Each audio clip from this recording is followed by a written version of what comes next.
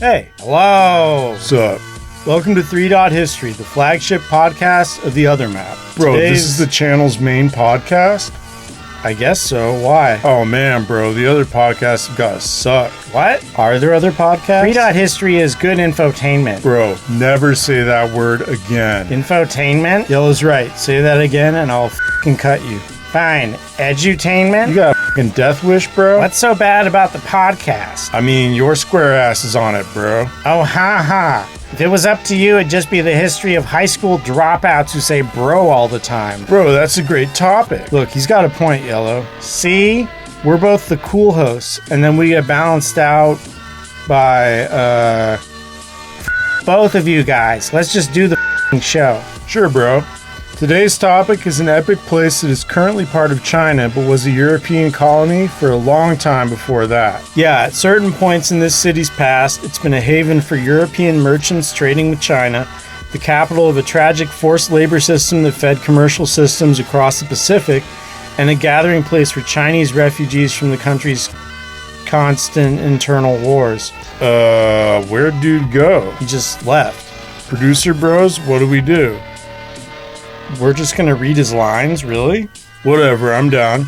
So, like, in more recent times, it's been one of the centers of pre-communist Chinese culture, the longtime capital of Asian gambling, and a hotspot for food enthusiasts, bro. This remarkable city is known as Macau, and is located right across the water from Zhuhai in the Chinese megalopolis known as the Pearl River Delta, the giant urban creature surrounding Guangzhou and Hong Kong that's home to tens of millions of people. Right, bro. It's probably the biggest urban area in the world, but Chinese statistics are like notoriously untrustworthy, bro. Macau has a legal status in China just like Hong Kong's, sort of like Puerto Rico's in the United States. Bro, maybe we were too harsh on the bro. Yeah, I think so. Might be a nerd, but he's a good bro. Yeah, you really say bro a lot, don't you? So, Macau was founded by the Portuguese in the 1500s, but scholars seem to disagree on its specific origins. Whatever its actual founding story is, the Chinese bros seem to have tolerated the Portuguese bros because it was... Oh, hey, he's back. Bro, we're sorry about what we said. Wasn't cool. What? Oh, yeah, it's okay. Yeah, I didn't mean to say it like that. Sure, I accept your apology. Let's do the show. Well, it's your line, bro. Okay.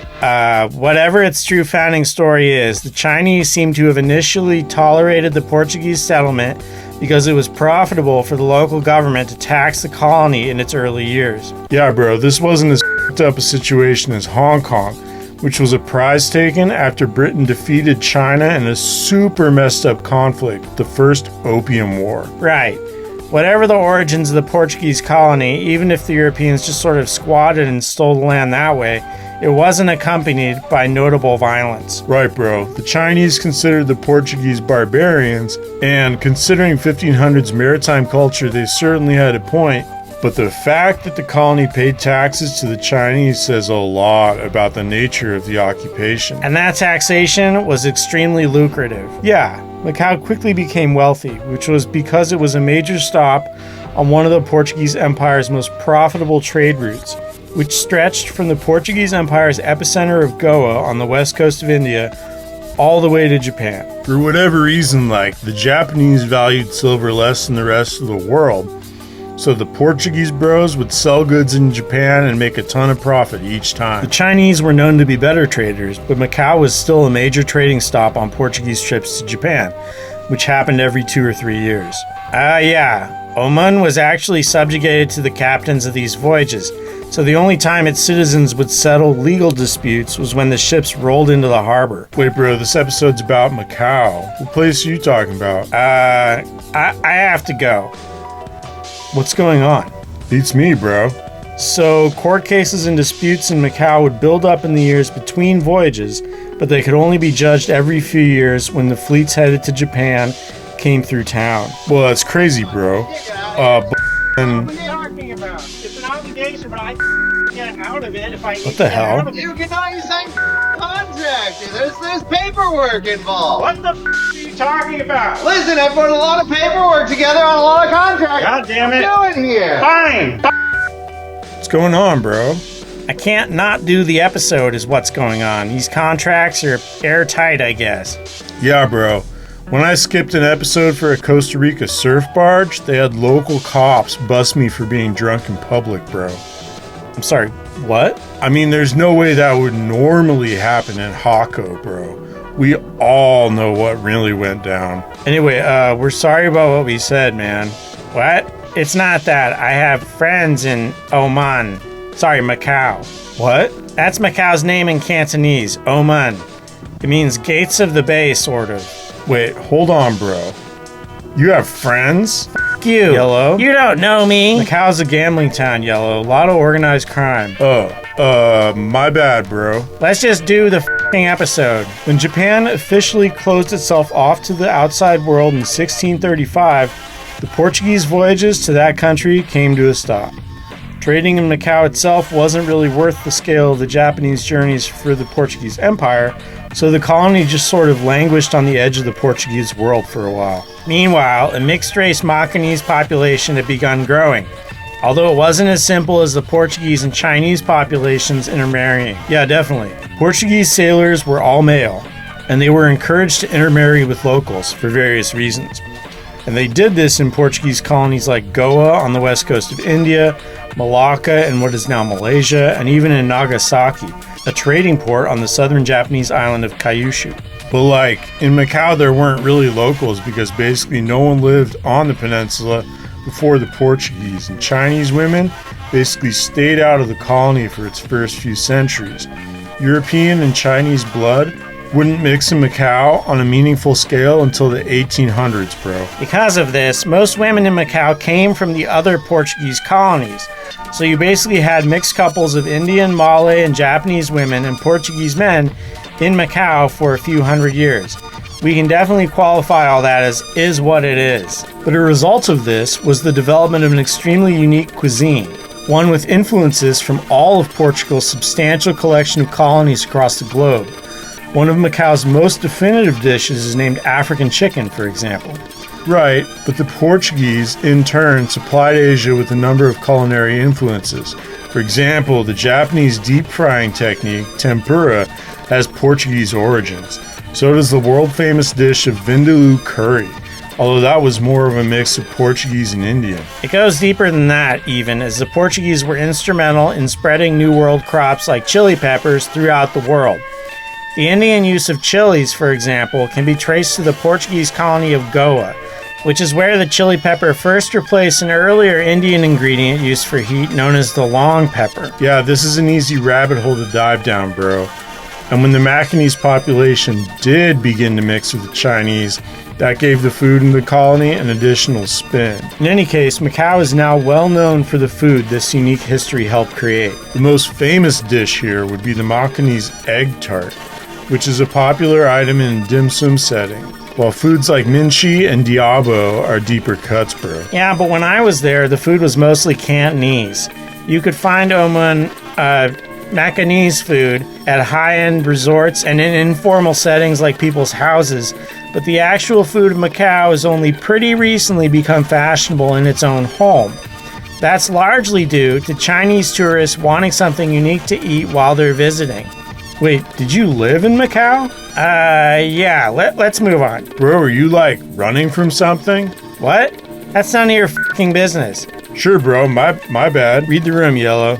There were big events that took place between 1635, when the Japan trade ended, and 1839, when the British fought the Opium Wars with the Chinese. But we're going to skip those 200 years because this is already going to be a long video. Right. Up until the 1840s, European merchants had to live in Macau for however long they were in town to trade with China, because the Chinese wouldn't allow Europeans to actually live in Chinese territory, and there was nowhere really else for them to stay in the area. Yeah, so Macau got fat again on the European merchant class, many of whom had settled there, but everything completely changed with the Opium Wars.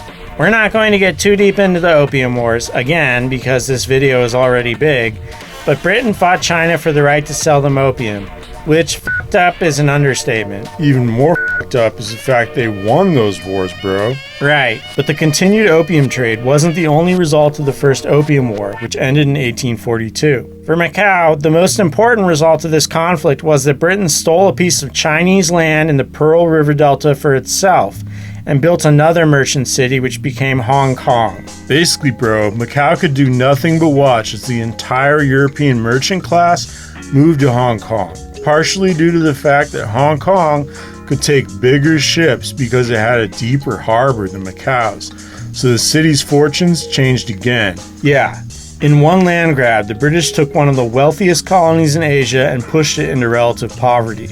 Obviously, the real suffering from the Opium Wars and their aftermath was felt by the Chinese, but Macau got screwed over in other ways. During Macau's wealthy merchant era, there was an artist bro named George Chinnery who painted street scenes, which means the world still has an in-color view of that time and place, which is pretty sick, bro. We'll put a link in the description. After Hong Kong took over as the main colony in the Pearl River Delta, sucking up all the legitimate and sort of legitimate trade, Macau pivoted to the scummiest business imaginable, supplying low-wage laborers to industries across the Pacific. Yeah, recruiters would find like Chinese men and basically trick them into signing their lives away, then ship them off to plantations and mines in Peru, Cuba, Hawaii, and other locations in the Americas and the Caribbean. This trade is referred to by a word that is now a major racial slur in many places, so we won't use it here. But between 1851 and 1875, over 215,000 Chinese men were shipped out from Macau, mostly taken from nearby areas of China. This industry partially came into existence because of the end of the transatlantic slave trade, and it was an attempt to replace the unpaid African labor that trade had provided to plantations and other businesses. Macau was totally the capital of this industry, but after pressure from the British forced the Portuguese to ban the practice, this dark chapter of Macau's history came to a close. But it does speak to the desperation Macau experienced in the years after the Opium Wars and the subsequent founding of Hong Kong that it turned to such a shitty industry. A common quote from the era calls it the only real business in the territory at the time. There was, however, another industry brewing, as gambling was legalized in the colony in 1849 in the hopes of providing the Macanese government with some tax revenue. However, the full potential of Macau's casino industry wouldn't be realized until over 100 years later in 1962. That was the year Macau's government handed the casino monopoly to a bro named Stanley Ho. His companies introduced Western games to Macau, but more importantly, they improved transportation between Macau's casinos and Hong Kong, which was one of the richest cities in the world. Right, and the profits from Macau's casinos, and thus the tax revenue for the Macanese government, boomed in response. In 2002, Macau ended the monopoly system and gave out concessions to a handful of companies, mostly to local operators, but also to companies from foreign gambling industries like that of Las Vegas. This competition further increased the industry's pull and its importance to the Macau government's budget. Yeah, when I was there, the casino industry brought in so much money that Macau citizens got a check at the end of the year just for putting up with it. When were you there, bro? Yellow. It's fine. I was there in the late 2000s. It was wild. Did you lose big, bro? Yeah, you could say that. Don't they cut your fingers off when that happens? I heard that too, bro. You still have yours though, right, Green? We don't even have f***ing hands. But the craziest thing that ever happened in Macau was that a Portuguese gambling colony became one of the most important centers of traditional Chinese culture. After Mao and the communists took over the mainland, they made an attempt to purge Chinese culture from the country itself. These days, the Chinese government embraces things like traditional Chinese medicine and makes a big deal about ancient traditions being honored, but that was definitely not always the case. Right, and Hong Kong is known for being a city with no time for history, with an extremely capitalistic culture, bro. And communities abroad like San Francisco's Chinatown are obviously influenced by the country they exist in.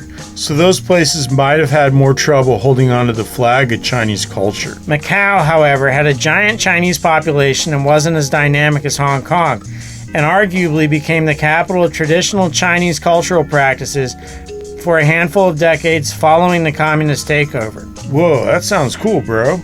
Yeah, Macau is a colorful place and has a whole lot of history for a pretty small town. I mean, I had fun for a while.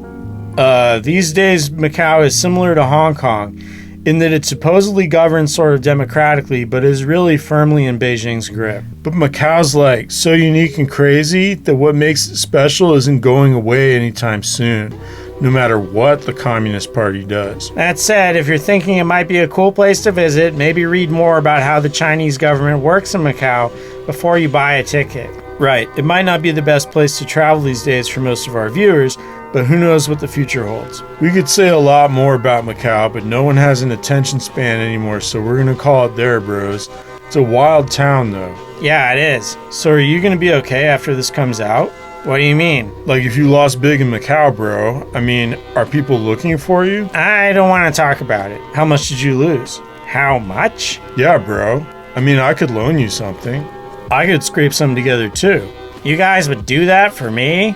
Yeah, bro. Of course, we don't want to see you get hurt. You're the bro. That's nice of you guys, but no, I've never been a gambler. Wait, bro. What did you lose then? Well, I lost an election. You ran for office in Macau? Yeah, let's move on. I mean, the episode's over. Right, then we're done. So I'll see you guys Whoa, bro. You can't just leave us hanging like that. Come on. Yeah, really. I ran for mayor and I lost. Bro, you ran for mayor in Macau? Yeah. What was your platform? I thought people would want to go to bed early, so I ran on an 8 p.m. curfew. What, are you serious, bro? Damn, how'd you do in the election? I got a few votes. How much is a few? 5. I got 5 votes, okay? Oh, God, bro. What were you thinking, bro? People should go to bed early. Wait, so this was before Macau was turned over to China? Yeah, and democracy's kind of suffered there, so, yeah, they ran a headline in the newspaper that wasn't really nice. Oh, we have a scan, bro? Of course we do. Bro, oh my God, That's bro. terrible. Yeah. Did they give you fingers for that one, bro? Probably gave him a whole hand, right? Ha, f*** you guys. Ever, Oh my bro. God. I'm a puke.